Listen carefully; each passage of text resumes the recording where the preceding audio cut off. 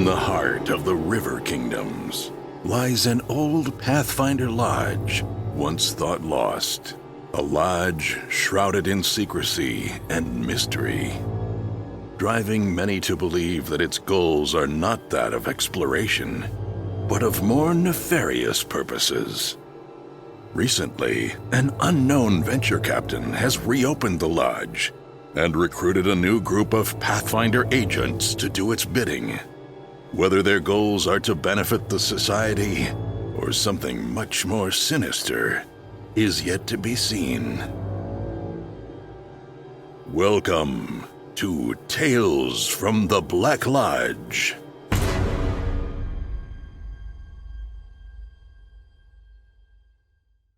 Hey everyone, welcome to Roll for Combat Tales from the Black Lodge. I'm your GM and host Stephen Glicker, and in this week's episode, I will introduce you to Tales from the Black Lodge, our new episodic podcast.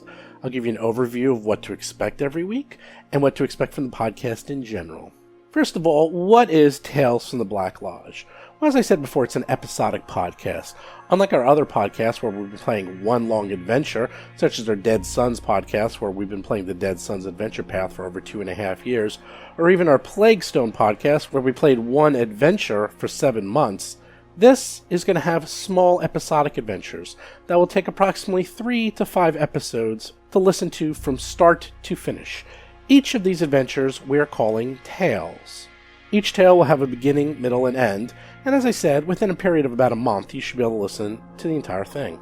As for how we're doing this, we're using a system called Pathfinder Society. For those of you unfamiliar with Pathfinder Society, well, first of all, I would say look it up. Just go to paizo.com and look up Pathfinder Society. You'll find out lots of information there. But Pathfinder Society is this amazing organization where 2 adventures are released every single month. Each adventure is approximately 5 hours long, and each adventure is self-contained. The cool thing about these adventures is that they take place all over the world of Golarion, and since they're all standalone, they can encounter parts of the world or use systems and mechanics that you might never see, or encounter monsters that are super rare. Because these are such small adventures, they can really go out on a limb and do crazy things, which means you get to listen to some fun adventures. Another thing that's extremely important to learn about Pathfinder Society is that anyone who's in Pathfinder Society and has a character can play with anyone else. It's balanced in such a way that you can just go to a convention, bring your character, and as long as you play with someone else who's within one level of you, you can all play together. So that's right, you can play one adventure, and maybe you could have a party of 5 bards, or a party of 4 fighters, or a party of 6 barbarians. It doesn't matter. The adventures should more or less be balanced for almost any type of party. So where does the Black Lodge come in? Well, something about Pathfinder Society is that there's this concept of lodges. And lodges are like chapter houses, and they're throughout the world, in this case the world of Golarion. And each one of these lodges has what's called a venture captain, and they're in charge of the lodge. All you just need to know is that each lodge is in its own part of the world, and they have their own traditions and members and so forth. Some of the lodges, such as the old Shadow Lodge, are a little bit nefarious in their purposes, and other lodges might be dedicated to wealth. Some of them might be dedicated to adventuring and exploring. Some of them might be dedicated to just knowledge, or some of them might be dedicated to stamping out evil, and so forth. Each lodge has its own mantra and main goals, if you will. We have introduced a new lodge into the world of Golarion, and that is called the Black Lodge.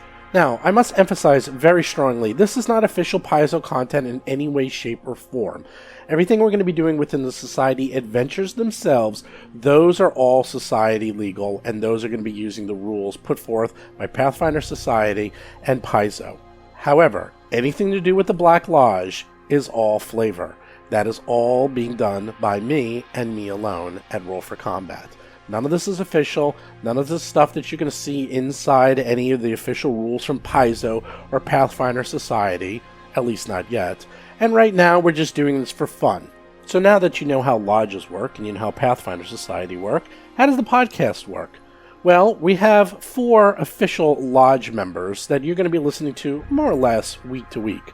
And that's going to be John Statz, Jason McDonald, Chris Beamer, and Seth Lipton. They're what we call our 4 regulars. And then every week we're going to try to have at least one special guest star. Sort of like the Love Boat, if you remember that, back in the day, where you would have a regular cast, and then every week you'd have these special guest stars that would come in and mix around the action. The beautiful thing about Pathfinder Society is because it's designed to bring people in and out, we could very easily do this. In fact, I have a new show every week with entirely new PCs, and it would work perfectly. But for all intents and purposes, we're going to have a standard crew whenever possible, and then mix and match new people in each adventure. As I said, the adventures themselves, which we're calling Tales, will run approximately 1 a month. Each of these tales is going to be using the rules from Pathfinder Society, and will be Pathfinder Society legal. All the role-playing and world-building about the Lodge and details about the Lodge that you will hear perhaps during play and in between sessions, that is unofficial content and has nothing to do with Paizo and is just here for fun. As for what is the Black Lodge, what are its goals, what are its intentions, where does it come from? Well, that's something we're going to learn over time. As of now, all you need to know is the following, that the Black Lodge is mysterious. It seems to only come into existence when needed, and to become a member of the Black Lodge, no one knows exactly how that happens. Whether one is invited, or whether one is tasked to the Black Lodge, it is unknown. But over the course of time, you'll learn much more about the Black Lodge, its inner workings, what its goals are, and perhaps even, maybe, who its venture captain is. As of right now, that is a mystery that no one seems to know. Not knowing the venture captain of one's own lodge is extremely unusual. Although not unheard of, it has happened before in the past. But in this case, nobody has any idea who is in charge of the Black Lodge, what the Black Lodge truly represents, or even where it is. For finding the Black Lodge is a mystery upon itself. As for the tales themselves, one of the nice advantages of Pathfinder Society is that we get 2 adventures a month. That means I have a huge amount of adventures to choose from, and I get to pick and choose what I feel are the best adventures to run for my crew. I'm going to be running a wide variety of adventures. Some are going to be heavy role-playing, some are going to be heavy combat, some will be heavy puzzle solving, but none of them will be boring, that much I promise you. The first adventure, which is this adventure, is 1-07, Flooded King's Court. I've run this one a few times so far, and I find this is one of my favorite adventures to date. One thing I'm shocked about this adventure is that it requires a heavy dose of role-playing, and not just role-playing, but really deep role-playing in the very beginning of the adventure, and I would have never guessed in a million years that this group of guys would ever do heavy role-playing. Not only do they do heavy role-playing in this session, but they go into it with such abandon that I had to muffle myself from crying. I was laughing so hard. But our pain is your pleasure. So with that, let's get to the very first tale from Tales from the Black Lodge. You have arrived at Absalon, the city at the center of the world and home of the Grand Lodge of Pathfinder Society. However, being members of the secretive Black Lodge, you are not meeting your contact at the Grand Lodge. Instead, you have been directed to meet your contact in an alleyway deep within the Puddles district. You all know the history of the Puddles district. Back in 4698 AR, a tremendous earthquake rocked Absalon, and the district, now known as the Puddles, took some of the greatest damage. This section is sinking noticeably, and is continuing to slowly do so, with its streets now lying well below the high tide mark. Because it floods daily, the property values have sunk faster than the streets, and currently the Puddles boasts only a volunteer guard force and attracts the city's impoverished and troublemakers. Any meeting in the Puddles is most likely bad news, as the district is the perfect hunting ground for those wishing to prey on the weak and an ideal breeding ground for criminals and addicts. All you know about your contact is an address, a time, and that they would be wearing all black. You are currently in the Puddles district. It is early morning, and you're near your meeting spot. But before we begin, why don't we introduce our Pathfinders to everybody? Who do we have playing today? Hi there, my name is John Stats, and I'll be playing Mr. Peepers, who is a level 1 halfling rogue. He specializes in swords, and he uses 2 of them to jump out of the shadows. Mr. Peepers has earned the sterling reputation of finding trouble where there shouldn't be any.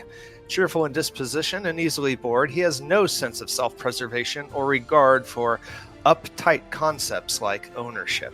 In his mind, anything unattended is obviously being squandered and in the wrong hands. He considers himself a humble person, for fame only seems to work against him. He does not think it's boastful to say that he's been the sole survivor of several renowned expeditions.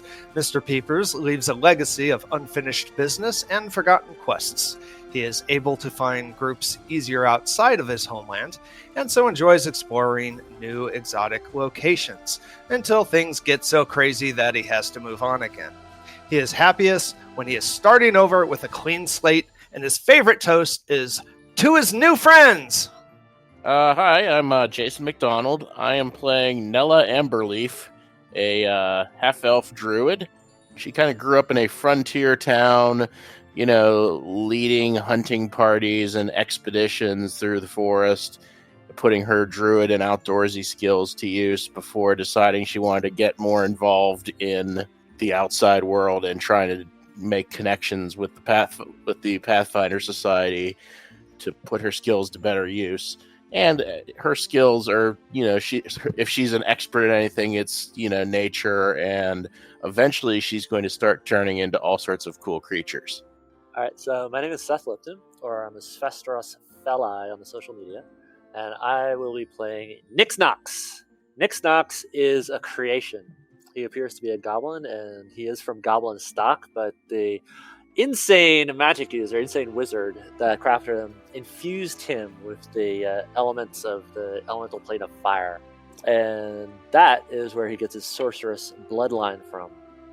Nix Nox spent many years as a servant/pet of this unnamed wizard who he only knew as Master, performing all kinds of nefarious tasks for him, and sometimes leaving the tower to go to local cities to interact with the underworld there to get items for his master's experiments. Then one day his master was gone. Nix Nox was alone in the tower with nothing but with the other guardians and other servants for company. And years passed. For Nix Nox, it was a lifetime, but in reality, it was probably only like a couple of months. And then one day, adventurers came.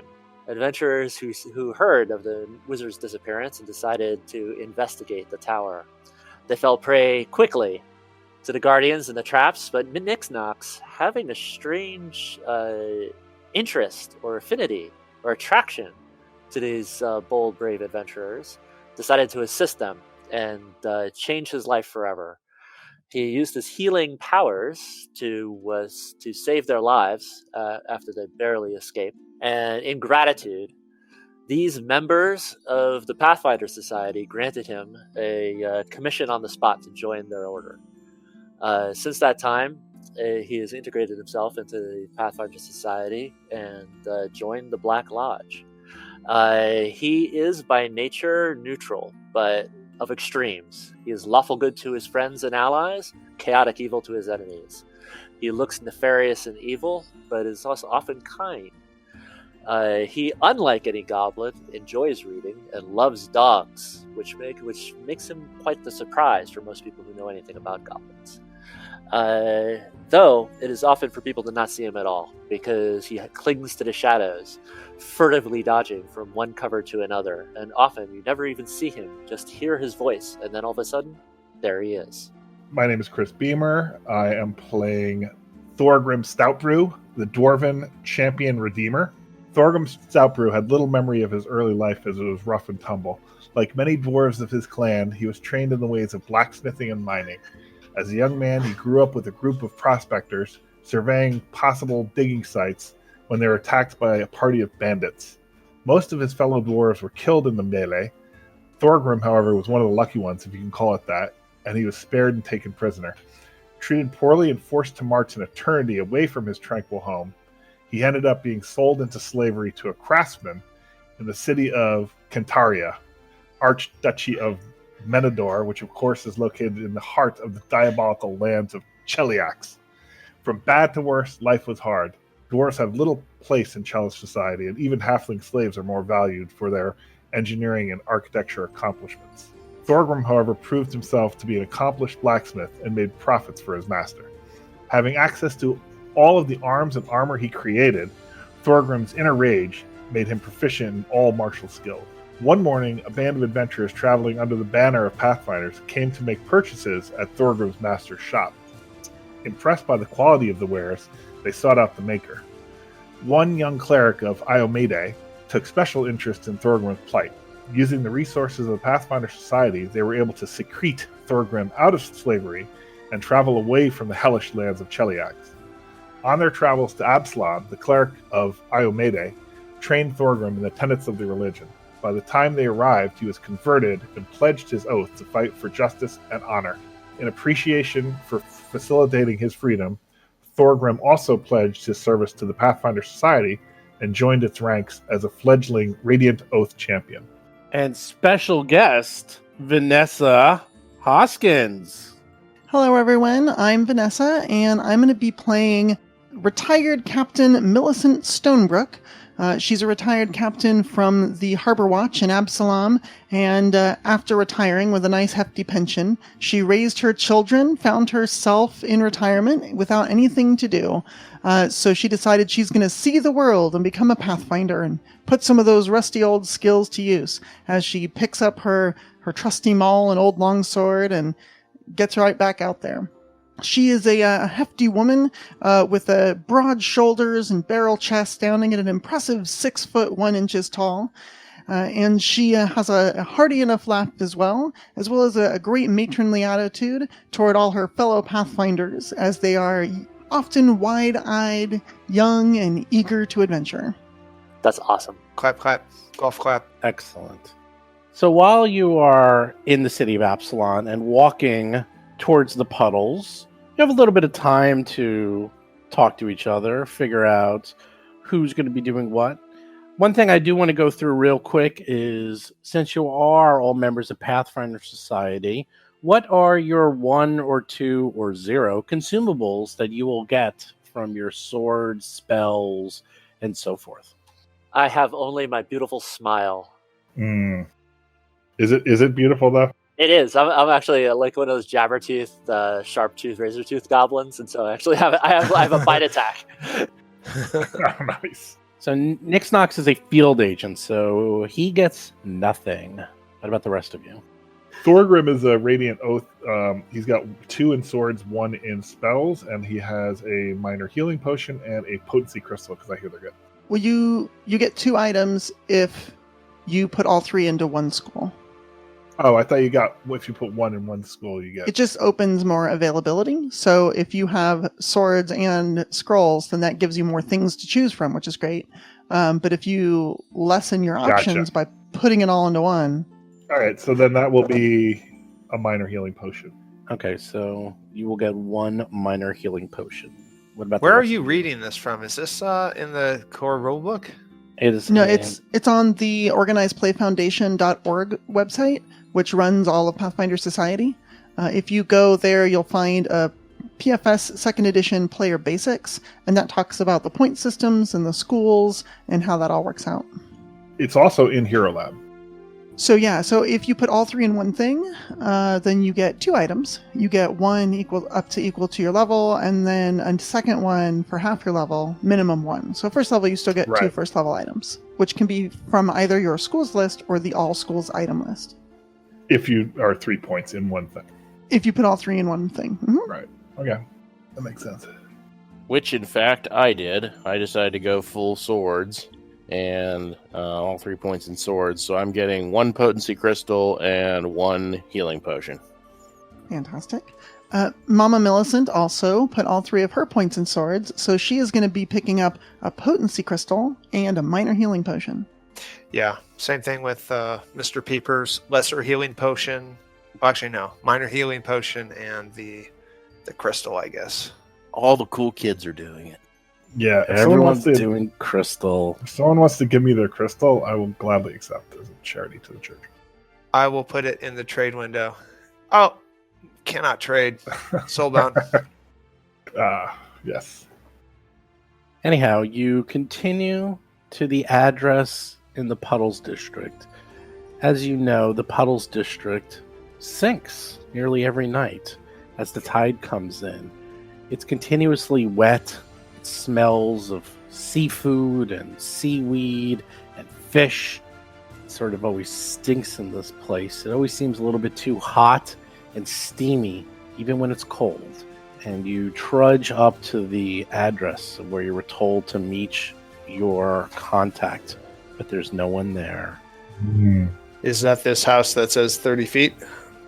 Yes. Oh, they all say this that, house actually. right there. Inside, we're supposed to meet? No, you're been told to meet outside and that the person would be wearing all black. That is all you know. I am going to be in... Are we in exploration mode? Yeah, you're just sort of looking around. You guys just sort of... I'm going to circle it's very quiet around here. Anybody want to sneak around this house? Yeah, I'll go with you. I won't sneak, though. All right, this is a good. This is a good yeah. time to actually talk about my stuff. Is my furtively going from shadow to shadow. That's actually literal. That's actually technical. It's not just narrative. So I am very, very sneaky, and I also have the experienced smuggler feat, and so effectively. My default is unless I'm saying something else, and unless it's just impossible because there's no cover effectively within 45 feet of any other cover. All of my rounds, I'm hiding and sneaking from one cover to another to stay unobserved. Millicent tries to keep her eyes on you, and then she trains her eyes on the area around her. I hate the Puddles. They tried to transfer me to this dump twice. Told them I'd never come back here. 3 years of training? Guess where they send me? Ugh. It's bureaucracy. Always. They get it wrong. Well, where's this contact of ours? Or are we just going to stand around waiting to get mugged? All right. Yeah. I'm going to go into stealth. I declare that. There's nothing I can actually do. I just tell the GM that I'm stealthing, and I am going to do a clockwise movement, and there's nothing that shows how fast I move in the EUI.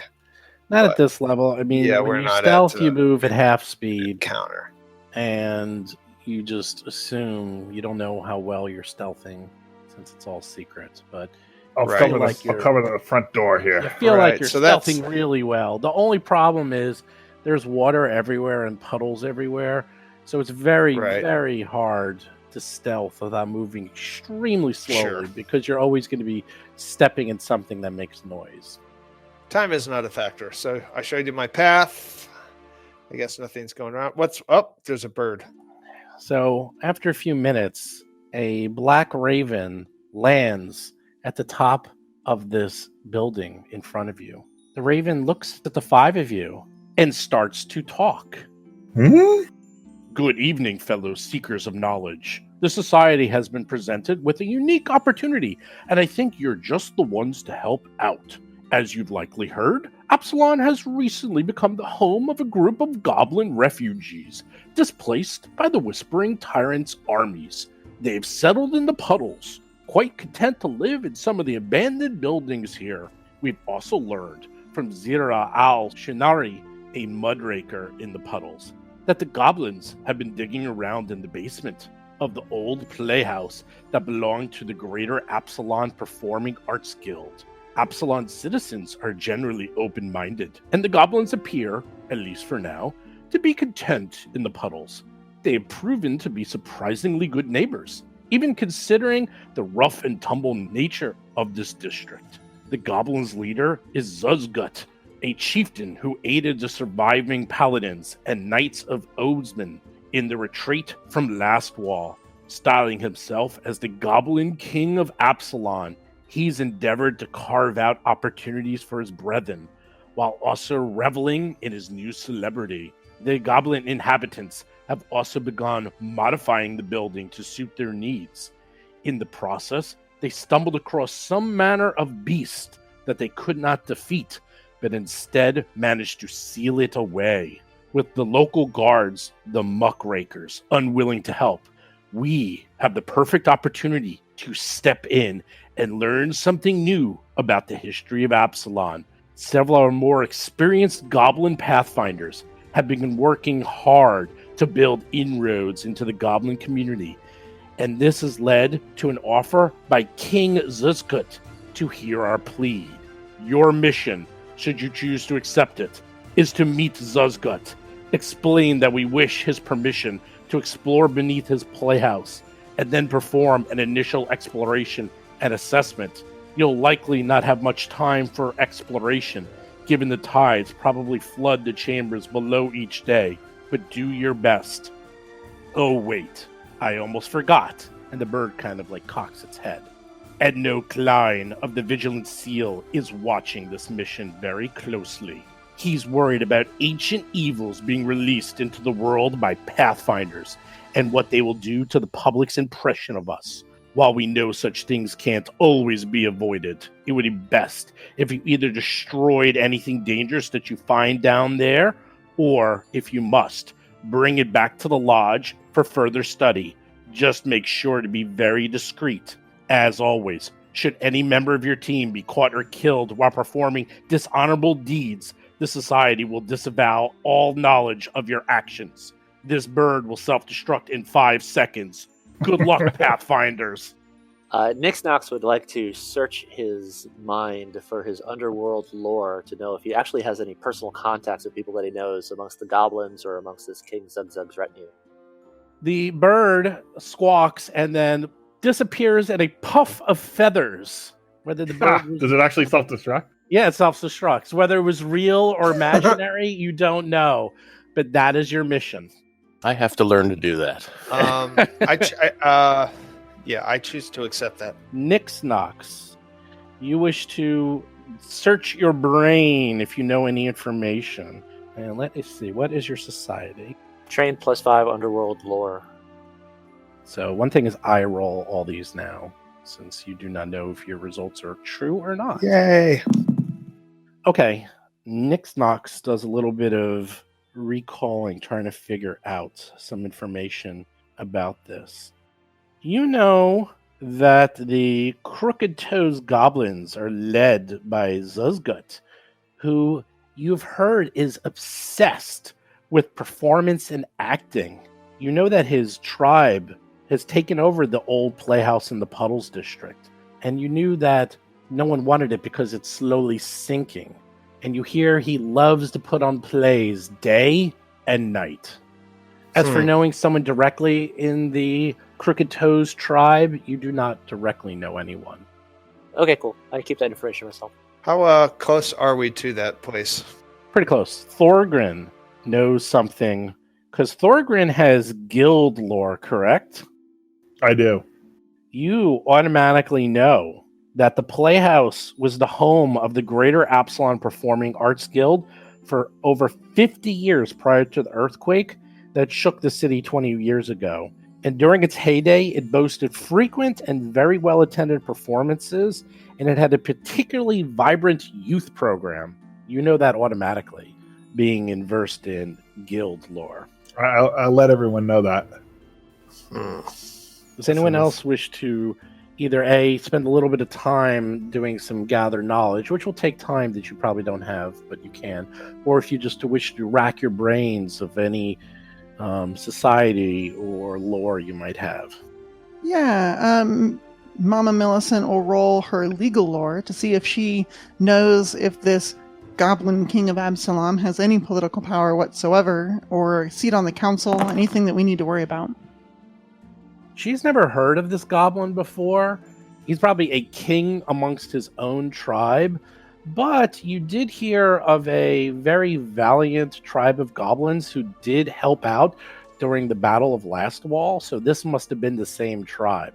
So that has definitely bought him a lot of respect. You don't know about power, but you definitely know that he's got a lot of respect from many members of Absalom. Well, actually, just knowing that he now has at least some of Mama Millicent's respect.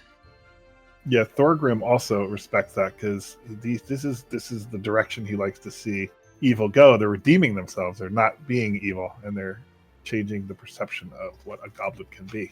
As I hope Nixnox will prove. As I glance at Nixnox, if I can see him in the shadows. Yeah, do you see me in the shadows? Everyone not. sees you. Mr. Peepers likes the exploding bird. Yes, I have heard of this battle. Does anyone else wish to try to figure out anything about this? As for I don't have any. Okay, thing it's for not that far away. It's maybe about 15 minutes from here. The Puddles district is pretty easy to get around since it's not very I popular. say we should treat this king with respect. He did great service to the forces of good in the retreat. Okay, so A voice from nowhere. But I do not understand. What exactly is our mission? We're going to go under the playhouse. We're actually first we got to get permission from the playhouse owner, I believe, and see if they'll let us make sure that it's clean. No, they Clear. said that they had trapped a beast, and we have to investigate that. If this beast, the goblins cannot deal with it themselves, yeah. we need to take care of it. And Right. be sure to not unleash horrific evils. So Well, proceed let's with slosh on over to the playhouse then. Right. caution. That So we is go the building there. to the right? Is that it? Or is it somewhere else? it's a bit further away. So as I said, you walk approximately like just 15 minutes and you go to where the playhouse is. The structure itself is roughly square shaped. It measures about 120 feet on each side. There's a stone foundation that's in rather good condition considering the earthquake and the amount of flooding that occurs on a daily basis. The wooden walls are solid, but the exterior paint is mostly completely chipped away and most of the windows are broken with the wooden shingles like dangling and falling and rotting off. You also see creeping vines growing all over the building. Do you go in? Yes, I will go. I will lead the way. Yeah, right through the front door. We're expected, Hmm. I'm last. even if we're not. Yeah, you little shorties, you better let me go first. Millicent is, she's going to keep her weapon sheathed, but she definitely keeps her one spiked gauntleted fist clenched just in case. And she slowly enters the building, looking around, expecting an ambush at any moment. You walk in, and it is not what you expect. If you expected an ambush, it's quite the opposite. Instead, you see flickering torches fail to fully illuminate the large auditorium within this mostly ruined playhouse. Hints of former beauty and majesty of the building are marred by the smell of mildew and ever-present water puddles everywhere. The northern end of the space is occupied by a raised stage with a large chair that must have been used as a throne in a theatrical production long ago. The goblins move throughout the room, some gathered in small clusters, roasting food over open fires, others sleeping in what remains of the auditorium's chairs.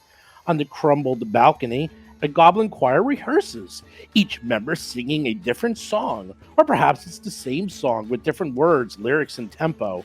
You can't tell. Goblin children chase each other around, their leashes dangling from their necks as they screech and shout. Occasionally, a leash catches on a bit of furniture or rubble, bringing the wearer crashing to the ground, while their companions laugh uproariously. From atop the throne, a voice rings out, cutting across the chaos, clear and articulated, although obviously still a goblin's. Ooh, what's this? Another group looking to throw their hats into the ring, as it were? Probably the Pathfinders I was expecting. There's an angry yell from a group of humans wearing armor and bearing sheathed weapons dimly visible near the stage.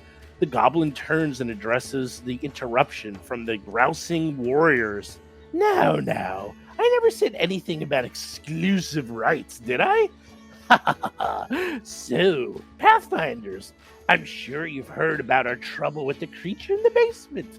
What is it your organization is willing to do for my kingdom?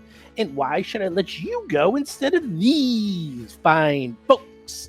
he asks, gesturing to the 4 warriors in front of him.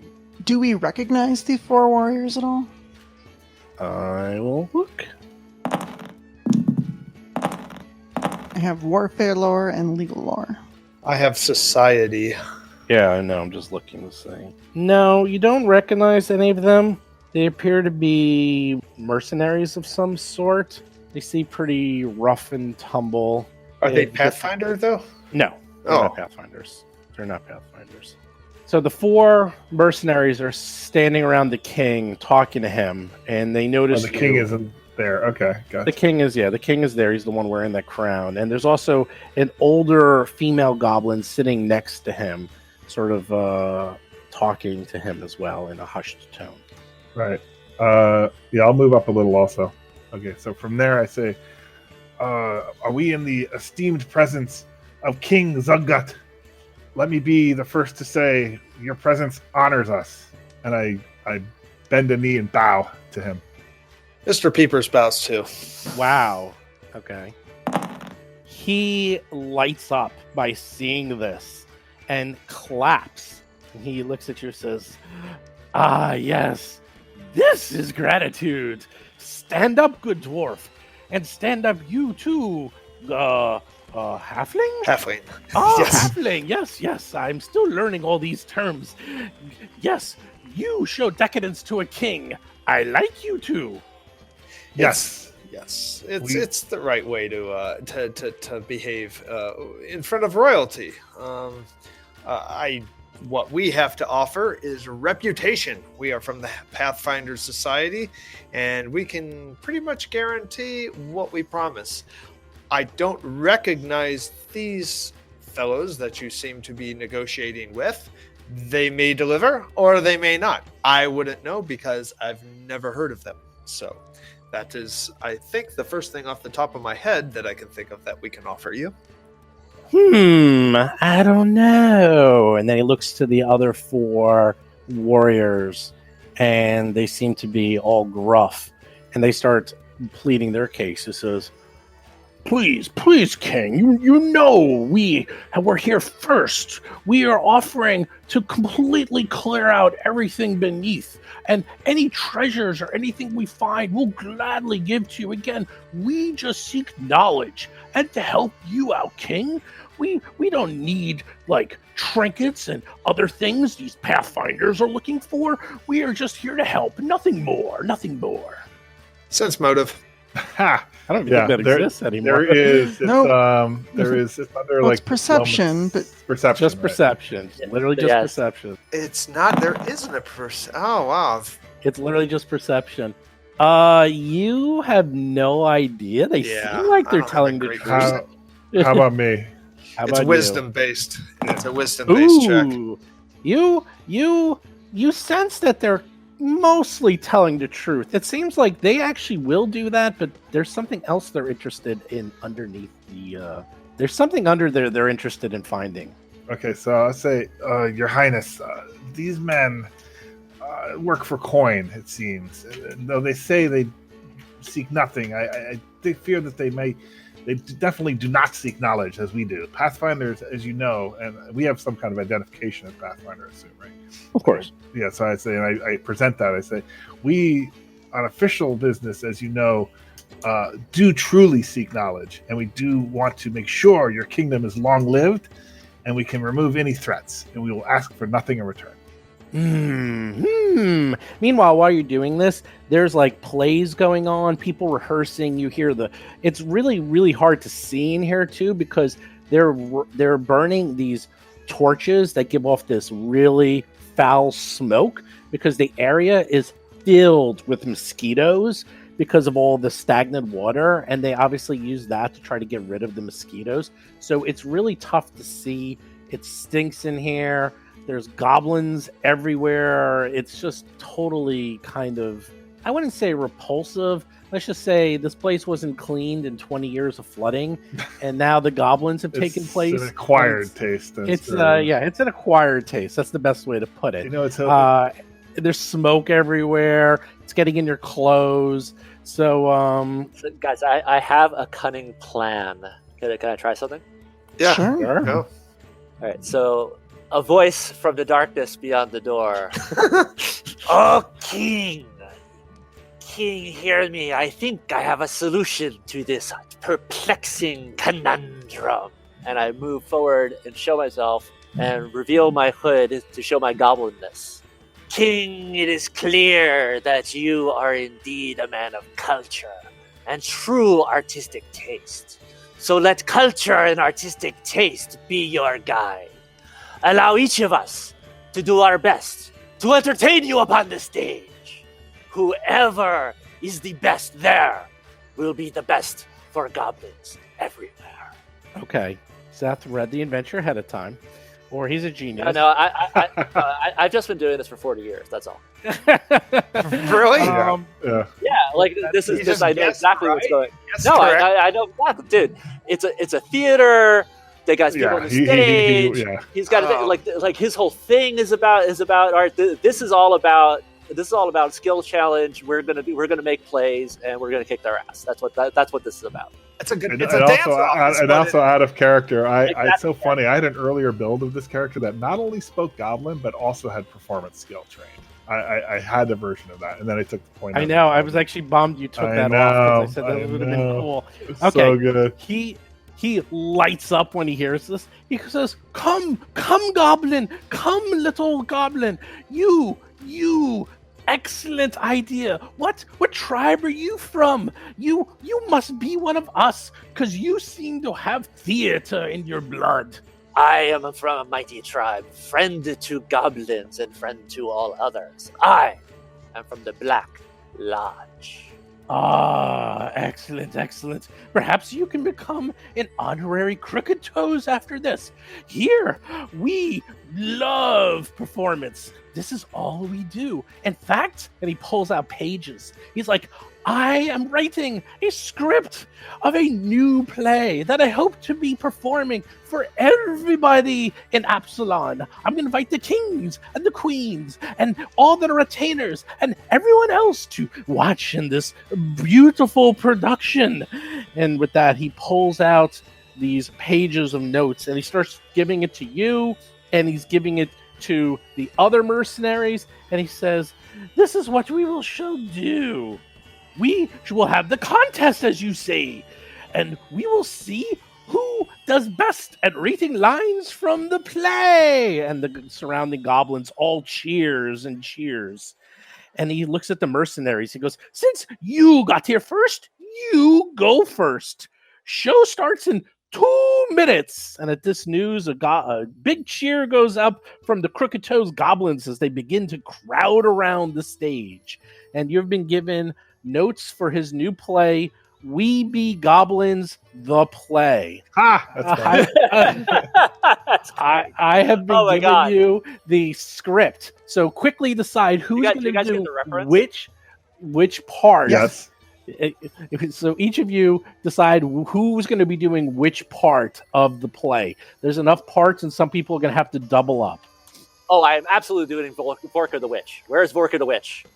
Not one of them. No, Vorka the Witch. What is the reference? I think wasn't We Be Goblins because I remember playing it or running it at some Early. It's the free adventure written by Richard Pett that they handed out on free RPG Day, and since then they've had like 8 sequels to it, and it's like keeps going over and over again. So it was a lot of fun. You play goblins, right? Yes. Absolutely. For second edition, they did another one called We Be Heroes, where these goblins become heroes, and I think it's in reference to that. So there is 1, 2, 3, 4, 5, 6, 7. There's 7 parts, so some of you have to be double upped. However, one of them is a dog. Ooh, I'll be the dog. Mr. Peepers will be Mitzi. That's it. Yeah, Mitzi. Yeah, there's the dog. handout, so you can see who wants to do what. Is there a scary character? Because my angle is intimidation much more than performance, and so if I could leverage intimidation to be like a scary character, I would be able to, especially when they use this magic, I would be able to do that. That's why I wanted to be Vorka. This Grenek here seems kind of scary. All right, so what's Grenek's deal? What is Grenek's deal? Oh, well, take a look at the play. I handed it out to everyone. You can, Oh, sorry. Hey, read it would help if I actually looked it. at the handout, wouldn't it? Yeah. Yeah, Why don't you so look at? Why don't you gets all the read the most play? You can lines. take a minute. You can take a minute to read it over. You got to take as much time as you need. I mean, I said 2 minutes, but just take a look, figure out who's going to do what. When you're ready, I'll let you guys deliberate. Whenever you're ready, I will have them perform, and then you can go. And you actually have to do the play. Well, I suppose I'm the only one tall enough to play this Ulthun human. You'll do a great job as a human. Okay. Jason, Yes, I'm sure I'll be very convincing. Well, as the druid, I think I have to play the dog. Oh, that's all right. Throw a method actor. Okay, down. so you're doing something else because all it does is bark and a second part. Yeah, and a second part. I'll play the knight. Which one's Or that? no, you're playing the knight, right? Or I'll play Zusgut. I can play Zusgut, maybe. Okay, so That's the king. Yeah, the king. Yeah. Oh, it's okay. So, Granick is. That is. No, wait. How about this? What are you gonna do, Nix-Nax? What are you looking at? Yeah, I'm like still reading through this, trying to figure out like what would leverage my abilities the best. I don't know. What does Jason want? I'm gonna do Granick because none of the parts directly overlap the dog, so I won't be just like me talking and me talking. So I'll do Granick and I'll do Mitzi. Not a dog, it's a wolf. I'll do Scythorn. They hate dogs. Scythorn, and how about Pizzazz? That'll be 2. And so what am I left with? You have. Oh wait, no. Oh wait, Granick? Is that? I got Granick. Okay, you got Granick. Okay, so you. Crimsy. Okay, I'll do. You be Pizzazz, and I'll do Crimsy because Crimsy is. Wait, who you be Pizzazz? Seth, you be Pizzazz. I be Pizzazz? Yeah, because there's a few Pizzazz. So we got a Pizzazz, we got an Ulthan, we got a Zusgut, we got a Pizzazz has Mitzi 3 lines. Wolf. I got Mitzi and I got Granick. So I'm Scythorn, and I am at the bottom. Oh, jeez, no, I'm just. Okay, cool. I could be Pizzazz. I think I'm Scythorn. Yeah, Scythorn. Okay, so that's it. I'm just one. Scythorn. Okay, actually, we need one more person who wants to read stage directions, which would be the top and the axe. Just the first. I'll do that. Okay. Are you ready? Do you all have your parts? Yes. Okay. So as I get it, we're going to basically be reading from this script, doing voices and hamming it up. That is correct. And again, who's Granick? I'm Granick. Okay. All right. And you're Mitzi. Crimsy? Who's Crimsy? Okay, I'm Crimsy. Okay. So I'm Crimsy, and I am Scythorn. I think John should be everyone, and we should be all goblins. I can do every role, like Shatner. We just here at the end. We be heroes. We be heroes. Julius Caesar, right? He played every role. Well, they're not overlapping. That's why I'm doing both of them. I'll do stage directions since I only have one. Okay, part, yeah, so you do. Do stage directions. So, Rise of the Goblin Heroes, a true and accurate account of Zusgut, king of the goblins in Absalom. Wait. They're going first. They go first. You don't have to go yet. Oh. So, you guys. Good rehearsal. So, good rehearsal. So, the mercenaries are like grudgingly like shuffling their feet and they go up on the stage and they start their performance. They're terrible. They're not just funny terrible. They're just plain terrible. They're reading in a wooden way. They're standing on the stage. They're looking uncomfortable. They're reciting lines and messing up. And the goblins start to boo them and start throwing bits of rotten fruit and pieces of wood on them. And some of the wood's on fire, by the way. And they get booed off the stage very, very loudly. And the mercenaries finish up the play and leave in a huff. And the goblins seem to be duly unimpressed with their performance. Zusgut says, "Well, that was interesting take on my masterpiece. Perhaps the Pathfinders can show a little bit more life to my performance. Give it the respect and admiration it deserves. When you're ready." And Kurt. All right, I'm thinking. Okay. So, like, one of the things I'm doing is I'm taking off my shield and my helmet and stuff, and I'm actually just gonna and a lot of my gear to so I'm not like fully looking like an adventurer. And I will only have my trident in hand. and that's how I'm going to be starting. And Okay. I guess we take our positions, right? I mean, I'm started there. I guess is there a chair on the stage? Yeah, there's chairs. There's actually even some costumes, and this is the best part. Anyone who's small, all the costumes fit you because it looks like wow. the goblins have been wearing the children's costumes because they had a very robust children's production, if you remember. So there's that's right, tons and tons of costumes that fit all the smaller PCs, if you will. Right. So I'll get into the costumes if there's a crown or something along those lines.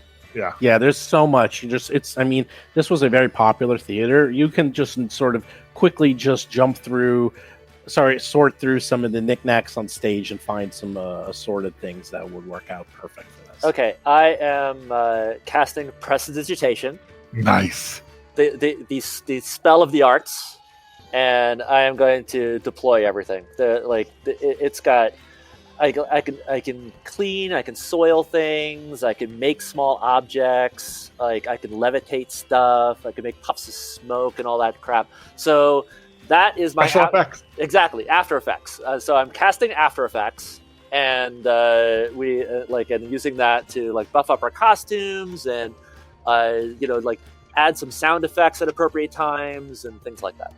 And it's a sustainable thing. It's a cantrip, so I'm just add a little shine to this crown. It's exactly right. Exactly. Make it nice. A little magical shine. Yeah, excellent. Are we ready? Ready. All right. The beautiful production of The Rise of the Goblin Heroes, a true and accurate account of Zusgut, King of the Goblins of Absalom. Act 5, Scene 1. Enter Zusgut, Crimsy, Grenik, Scythethorn, Mitzi, the Wolf, Pizzazz, and Ulthun. Zusgut from atop his throne. I see the great heroes have returned, but who is this with you? And I'm speaking, trying to emulate his voice, and I actually stand and I hold my trident like a scepter and I wave it across, pointing to all the people that I just mentioned. The great heroes have returned. Speak, brave knight, pointing to Ulthun. O mighty chief of the goblins, whose wit and skill are unsurpassed, I am called Ulthun, Watcher Lord of Lastwall. Alas, that land has been overrun by undead and is no more. It's true! Undead everywhere! But we helped them escape. The Longshanks, not the undead. Woof! I helped collapse the tunnel behind us. It was great! Oh, that is nothing. I found people who appreciate my singing. Here, let me show you. Quiet! Chief speaking! Please, my lord, we beseech you and ask the help of your mighty tribe. We are but mere humans and lack the cleverness and skill needed to escape the clutches of the undead. Will you aid us? Ha ha ha! Of course. Crooked toes, my people. Hearken to me. Now is the time foretold, the time when the Longshanks will come before in desperate need. We help too! We know how to fight undead Longshanks! Yes, Mitzi will tear them apart with wolfish fierceness. And I will compose a war song to lift our hearts. No. We need my catapult. I stand up. I think we need to hurry. No time for catapults or songs. Prepare for the journey south and into our destiny. Now, we be heroes! We be heroes! We be heroes! We be heroes! Oh boy. Oh my god. That was the greatest thing I've ever heard in my entire life. That was excellent. That was excellent. I love it. That was so good. I can't even. I'm like crying. It's so good. All the goblins stand up and they all start chanting with you. We be heroes. We be heroes. Everyone's going crazy. They're throwing food up in the air, not at you, in celebration of this masterful play. And Zezgut raises his hands in silence. And most of the goblins quiet or sit down or wander off. Well, that was most exciting, he says. But now it's time for the tough decision. He pauses dramatically, and from somewhere nearby, a goblin beats a drum in a rhythm reminiscent of a heartbeat. Thump, thump, thump. You can tell he's really hamming it up. He's trying to really, make you sweat because he is he's a ham at heart. It's a difficult choice, Zugna continues, drawing out the moment. But I have to say that one performance... He pauses. The drum continues to beat. Rose above the other. Another pause. Today, the winner is... He stops again, and now the goblins are all paying close attention. The Pathfinders! A cheer rises at his voice. Woohoo! Yay! Woohoo! Ooh, we be heroes. We start cheering. We be heroes. We be heroes. We be Pathfinders. We be Pathfinders. What did I get myself into? we be questioning our life choices. I just have to say, I particularly loved Vanessa playing Millicent, playing stewed human. I love that secondary acting job that you totally worked in the performance. Yeah. Outstanding. Thanks. The other mercenaries just sort of leave in a huff and just bow their heads and leave the theater. Meanwhile, Zuzgut looks at you all and says, "That was amazing. Perhaps you should come back and give lessons. You're almost as good as I am. Almost. But you really captured the spirit of the goblins, the braveness of the goblins, the ferocity, the intelligence. Every aspect of the goblins was oozing from your performances. Are you not goblins? Well, except for you, of course, who obviously is a goblin. I'm talking about the rest of you. And you, as a pathetic human, you were excellent in that role. Excellent. I can tell that you really embraced the part." Millicent is visibly biting her jaw clenched as tightly as possible to stop herself from playing something. Mr. Peepers is ecstatic. He wants to know if he can be an honorary goblin. He had a lot of fun with that. Nix-Nox kind of suddenly appears at Millicent's ankles and pats her knee and says, bear with it that much longer. Your Highness, perhaps you should now show us where this problem is that you have, and we will take care of it swiftly. Yes. Excellent. Come with me. I can take you to where the gigantic monster has taken up residence. Although I'm not exactly sure why. Come with me. Let's go. And then with that, he starts leading you down to the basement. All right. And I'll equip my shield, and I have my trident in my right hand. And I say, before we actually come across that, can you give us any information on what it is? Is it a rat? Is it some kind of other vermin? What exactly are we dealing with here? They are goblins. Yes. It was very, very big, has a giant mouth, sharp teeth, and is green. Oh, I know what it is.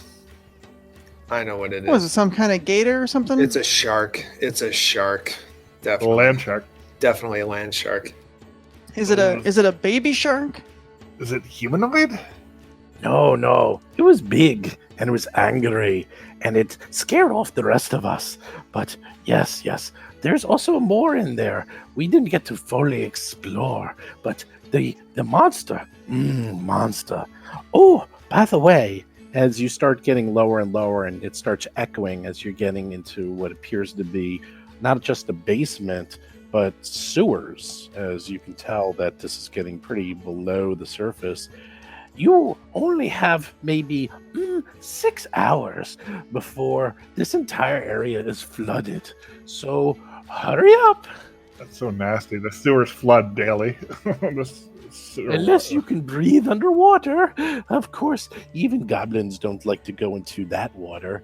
Nasty stuff, I tell you. Goblin Venice. Get that prestidigitation ready, Nix-Nox. Yes.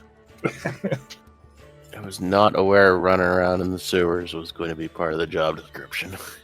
Yeah, and that's not just 6 hours and then the water comes. It's 6 hours of the water slowly rising. So the what we're walking through will slowly be past our ankles, our knees, our waist. It's going to be you want to probably get out there faster than 6 hours. Yes. You go down to the basement, and he brings you to the area that he was talking about. The basement's rather large and just filled with a lot of rotting clothes, things that have been waterlogged over, dozens of years. So almost everything in the basement's been just destroyed and ruined, and if not just disintegrated over time. And he brings you over to an area, and he says, in there, I'm going to go back. Have fun. And he sort of runs away as he doesn't want to get eaten by them.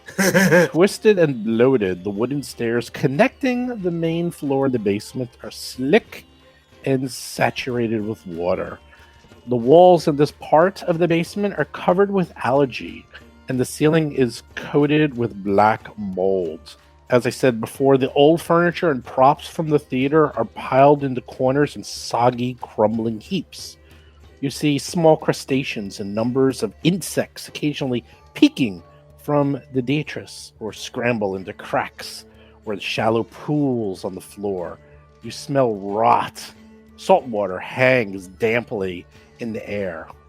To the west, you see what appears to be a bit of a crumbling wall or something leading into another area.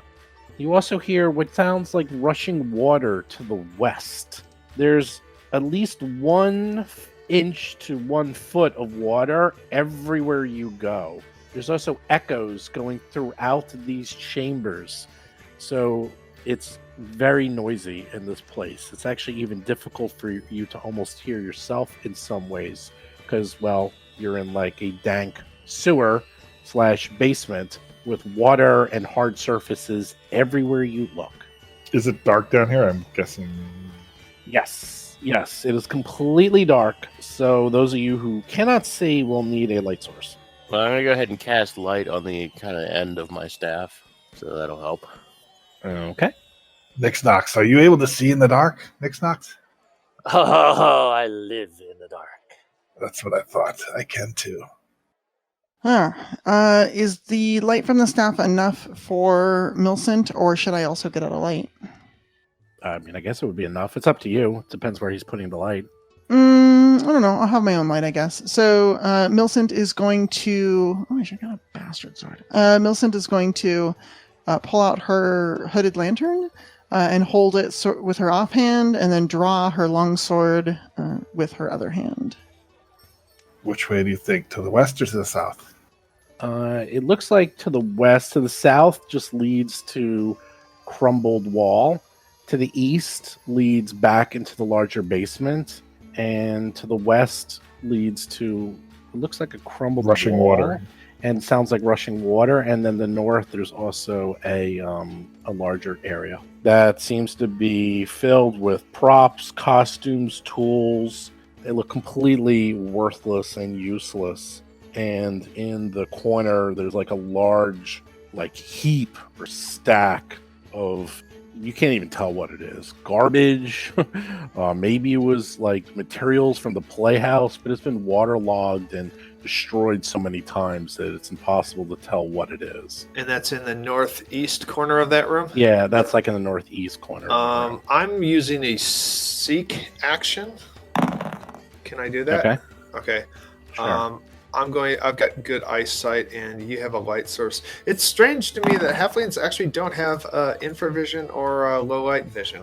I'm surprised. You can get it as a heritage. You can get low light.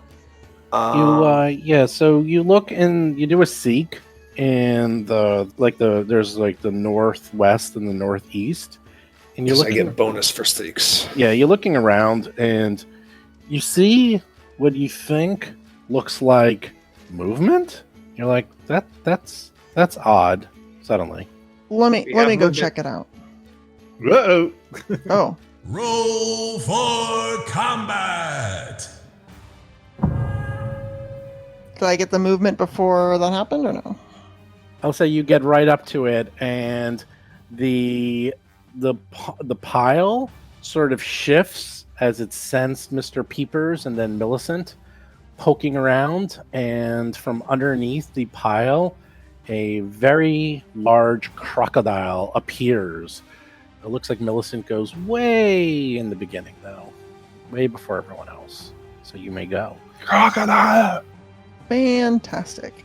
Let's see. She definitely wants to take this thing out, but she's a little nervous because it is so big. It's been a while since she got in a fight. So she's going to take a step action to move up to it. And then she is going to swing her longsword. Yeah, let's see. Power attack or not to power attack? Ooh. What the heck? Let's power attack. Go for it. Oh, God. I like it. This thing might die before anyone gets to go. Hopefully. And I was going to try to make friends with the crocodile. Still can. It seems unlikely after we attack it. If it survives. You can actually make friends with it? Not really. You roll a 9 for an 18. Misses the crocodile. Wow, that's pretty impressive. Well, that's all 3 of my actions, so... Now Thorgrin is up.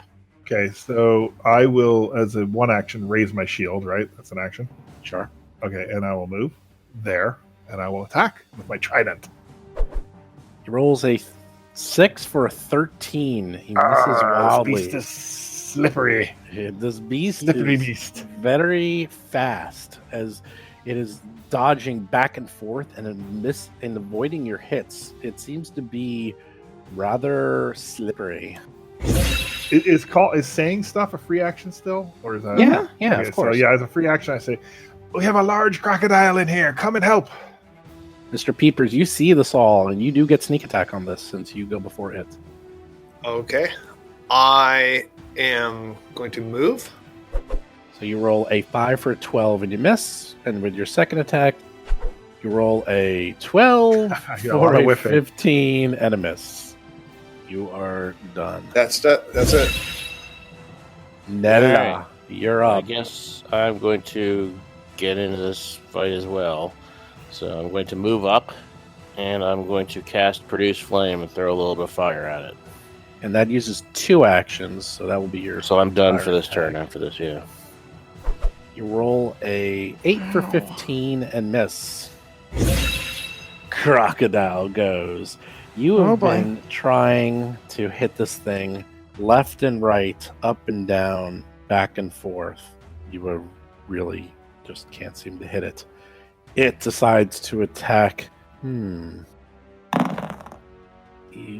2, 3. It is attacking Millicent. Millicent. Millicent attacks Millicent with its jaws and tries to snap at you. Wow. Critically misses with a 1. It totally misses you. It slaps at Thorgrin with its tail. Rolls a 2 and misses. What's And the then- name of this game again? Whiff Finder? This is like pretty So far a 12. So far a 12 is the high mark in terms of raw dice. This is what our game is like, though. It's just miss. Slow like- start. The slow burn. We build up. It's the Great Fantasy Fan Simulation. Well, the crocodile does a 3rd attack and tries to bite Millicent and misses. Rolls a 11, but it only had a +2 for the last one, so 13. So 3 big misses. There's, you know what it is? There's a lot of water. It's slippery. It's hard to get some purchase. You guys, you got your hang of it. But now, will the slippery goblin, who's way in the back that no one knows about, will he do something? Yeah, so I'm sorry about this, but just real quick, are there any other exits from the room? Just to the east and just to the west. We came from the east. Came from the east, and so that little alcove to the west, that's a continuing passage. Yeah, I'll show you a little bit more. So All right. you can see it looks like it's going to a very small passage of like maybe 3 feet in diameter filled with collapsed rocks. And you hear kind of rushing water coming from that area. Okay, cool. I am going to reveal myself. Whoa, hey, whoa, this is a family show. And move over next to the druid. I like your style. And I also try to hit it with Produce Flame. 9 for 16. Misses. Wow. No, you have to stay there. It's 1 action to move up and 2 actions to cast a spell. Yeah, that happened weirdly and accidentally. I don't know why it moved back. Oh, that's okay. So That's fine. round 1, nobody hits anybody. Well done. Millicent is up. All right, well, since my big attack didn't work, let's be a little more careful this time. First, I'm going to start with a good old regular strike. 8 for 17. We're getting there. This is like the early rounds of Battleship, where you like keep out calling out numbers and you don't hit anything. All right, okay. Then I'm going to use my exacting strike. So there's a special move that if I miss, it doesn't count against my multi-attack penalty. Oh, Oh, nice. Wow, in stereo too. So you 10 get, so you get a for third 14. attack on your as if it was your second. Yeah, it's a third Correct. attack and a minus Cool. 5 instead of a minus 10. Nice. Wow, so 3 total misses in a row. This is amazing. None of us have rolled above So that's an a 11. critical miss. What happens in a critical miss? Does anything happen? Nothing No. specifically here, but things might Yeah. have a trigger that goes off of it, like All right, swashbucklers. so I will raise shield again as an action. Okay. I will attack. Okay. May Iomedi guide my blow. Oh my goodness. Wow, a natural 1. Do you have to raise your sword again if you raised it the previous round? You didn't use it for anything. That was probably a mistake there before the second attack. No, it's I okay. didn't- it's all Oh, right. you didn't want to do a second attack? No, I did, but You I did. didn't click on the right thing. Oh no, it only gave me a +2. Okay. Yeah, no, you did the right thing. So you, I mean, if you want to keep it, so the first one's a critical miss. The second one was a hit. I mean, you rolled a 19, so you hit. Yeah, I thought I had to actually go in and select the second number, but I didn't. I don't know. I Yeah, maybe it double-clicked just, Okay. yeah, maybe double click by accident. Anyhow, you hit with the second. It did 7 points of damage, and you drew first blood, and your Aha! shield is raised. Peepers is At up. least somebody's hurting somebody. So, Peepers, you won't do any damage. You won't do sneak attack now, but if you use your clever feint, your second attack can get sneak attack. Right. Right. Yeah. If I hit on the first attack. Correct. No, you don't even need to hit on your first attack.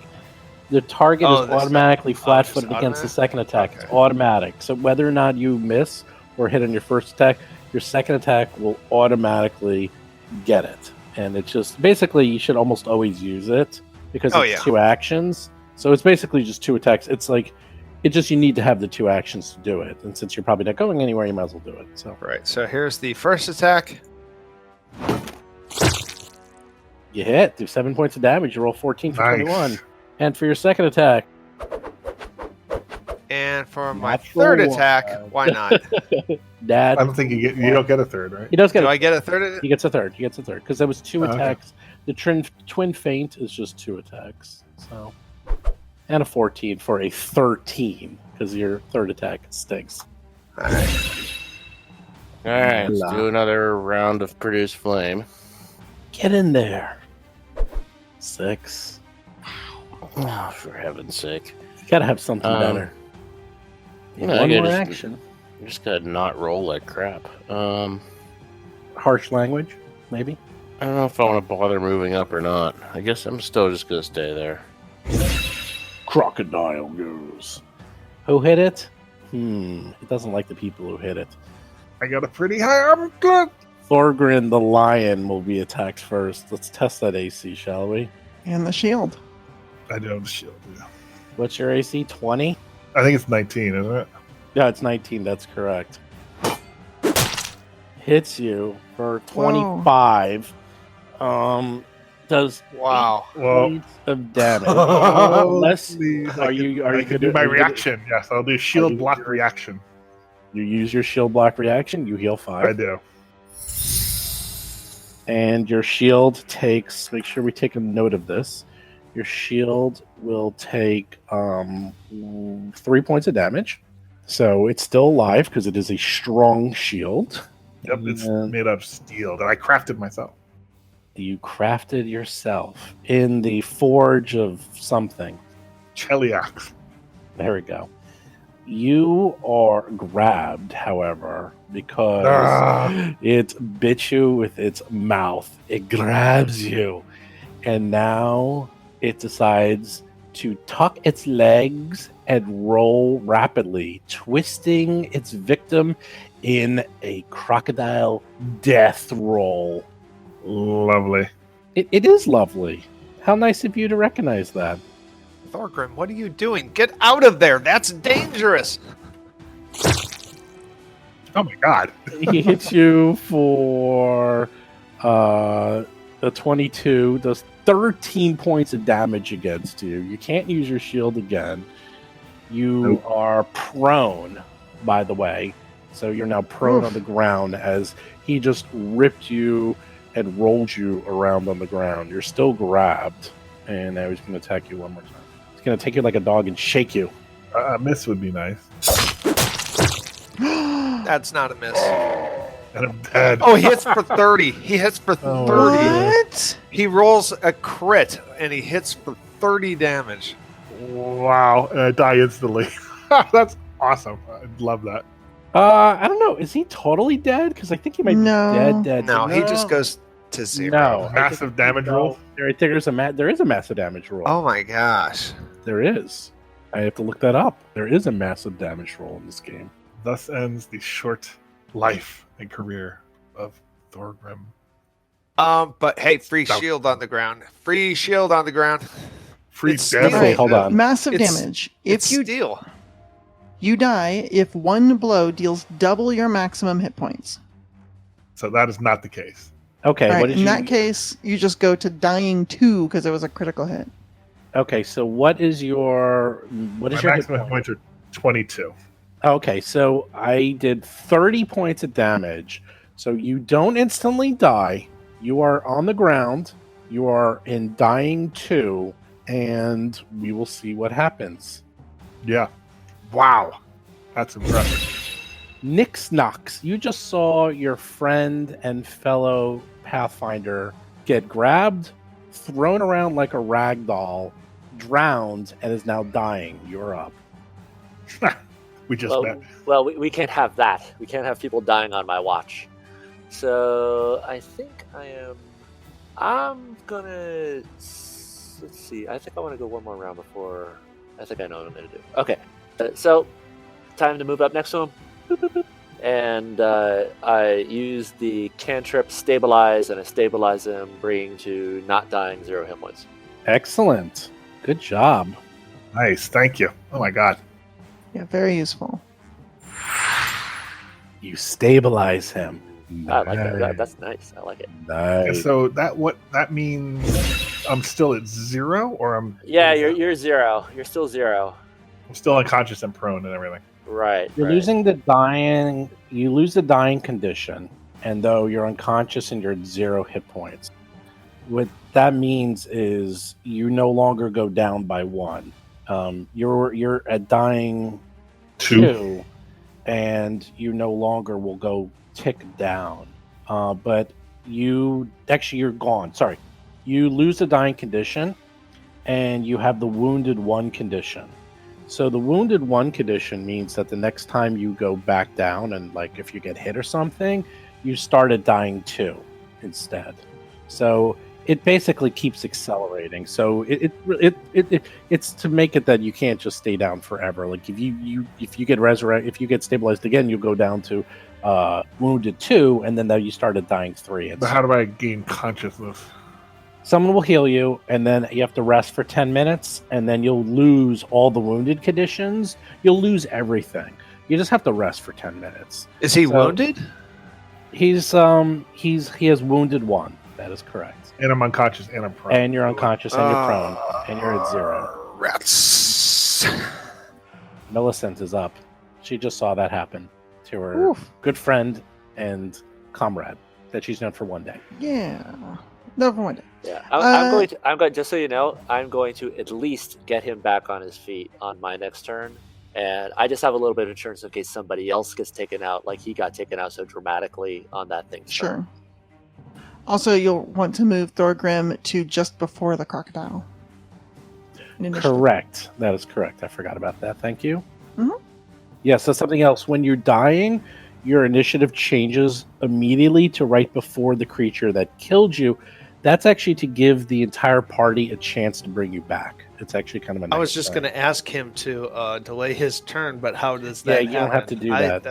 It just happens. Yeah, that's cool. That's very cool. What is that called? Like, is that under dying? I guess it's under dying, right? It's just under the death and dying rules. Okay, it basically I read gives those rules. I didn't even see that. That's great. Yeah, it's one of these things I sometimes forget just because we haven't had someone drop in so long because our people in the Plaguestone podcast got so good at not dying anymore. But it gives the whole party one chance to save characters from like just totally dying, as opposed to like imagine this happens and it just you'll see it works out really well. Millicent is up. It also helped that you critted and rolled almost max damage. Yeah, that too. That was you got 10 plus 6 and you rolled 15. Oh, you're right. 15 and it's right. It could have been 16. I could have done 32. I could have done 32, but I only did 30. That's all. Sorry. Brutal. All right. Seeing this incredible display of power by this big lizard, Mama Millicent is going to rear back and try and stab this thing as hard as she can with her longsword. This is a power attack. So how does power attack work? So power attack is a 2-action attack, and it adds 1 extra die of damage. So for my longsword, it's only a d8. So if I hit, I do an extra d8 of damage. Okay. I didn't program that in, so roll an extra d8, and I'll add it to this attack. 4. Okay. You hit and do 9 points of damage. Nice. I like that. That's a good feat. You rolled a 1 and then a 4. That's why. Yeah, that's why. Yeah, but that's okay. At least it's some decent damage. So, so hopefully I got its attention now. I've only got 1 action left, and I kind of wish I could do something defensive, but let me look at my sheet real quick. Do you have battle medicine? I do not. Okay.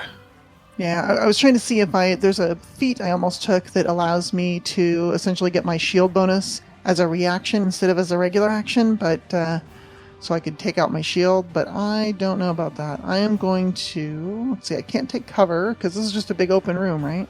Correct. You can take your shield out though, right? Don't take cover. There's nowhere to take cover. It's all like a soggy mess. There's nowhere. It's literally just open room, and like all this stuff is damp like garbage, so you can't take cover. Well, there is one thing I can do. So I can force it to come to me. So I'm going to use the step action and take a step away from it to force it to come towards me. How would it force to come to you? I'm assuming it doesn't have enough reach because it's like a big long creature that it doesn't have enough reach to get me if I move 5 feet away from it. If it wants to attack you, instead of attacking Mr. P. Oh, right. If it wants to. Right. Yeah, now that I've got its attention, I'm going to sort of back off and try and lure it out a bit. So it's definitely going to be attacking me. No, I could move it and attack everyone. Well, you go next. Yeah, that was... All right, well, I guess I'm going to do a battle medicine on Thorgrim. And Okay, Wait, I can get him up on my turn, just so you know. Okay, I know that, and I'm still going to do a battle medicine because it gives him the hit points that he needs. 2 to 8. 2 to 8. He'll Really? probably... by the way, Seth, just so you know, I'm going to be rolling 1 and then 1 again. So he'll be Right. at 2. I'm ready. Although, a couple things. First of all, you need to have a hand free, which I believe you do. You do not. You have... Yeah, okay, I can drop 1 sword. You drop 1 sword onto the ground.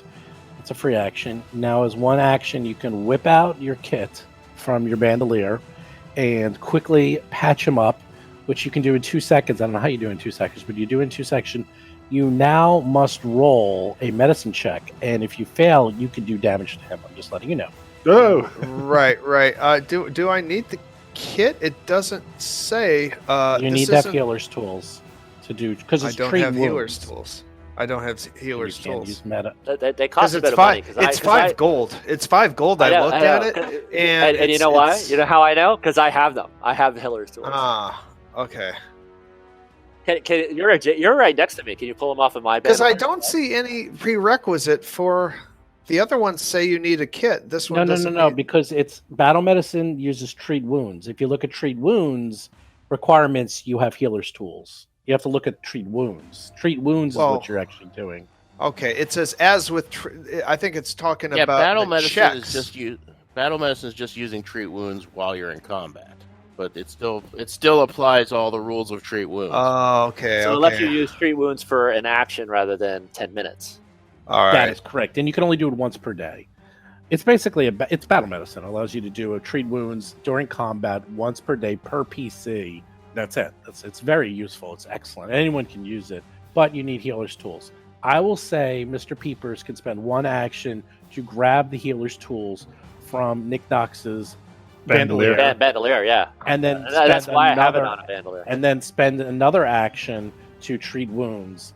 So you can do that. All right, Mr. I'll do Peepers. that. So do your medicine check. All Please. right.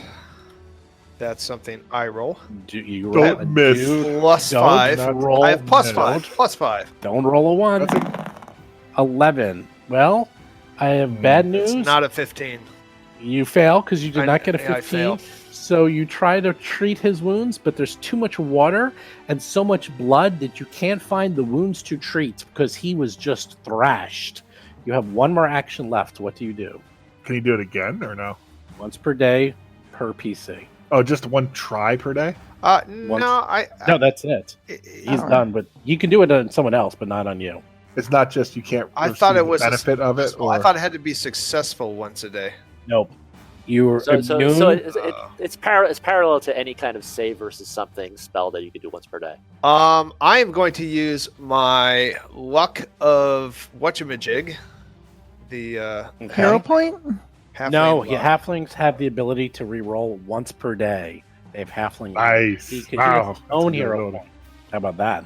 I'm not using hero point. I'm using the halfling luck. Okay. I'm gonna re-roll that. Yeah, So reroll that. Nice. we don't want a 1 because I'm stuck with this. Yeah, what are the odds of you rolling a 1? There you go. A There's 20. 20. Put him on the Congratulations. board. Put him on Nice. Put the it board. on the board. Put it on the book. You heal him 2d8 healing points. Yeah. So roll 2d8, and that is what you will heal him. And then, yeah, Thorgrim is going to be back into the action. Okay, now I'm gonna roll the ones. No, that's good. Ooh, double 6s. 12. Oh my goodness, that's a good roll. Oh, God. You were so far down that I'm going to have to heal you 3 more times to get you back up to 0. Well, there's no such thing as negative hit points anymore, right?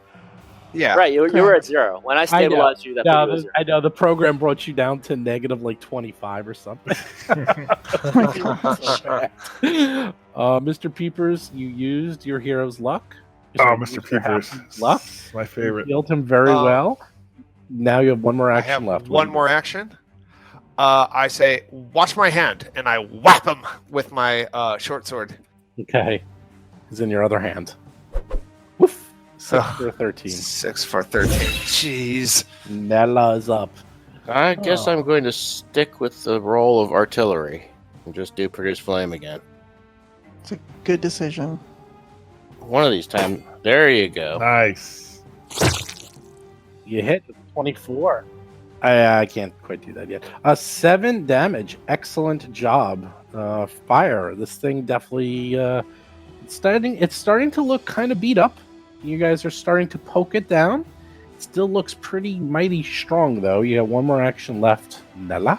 Yeah, but again, I don't know that there's much to do with that extra action. So, I guess I'm just Heal me. Well, but no, with one action, it's a touch. I can't get a ranged heal unless I use 2 actions.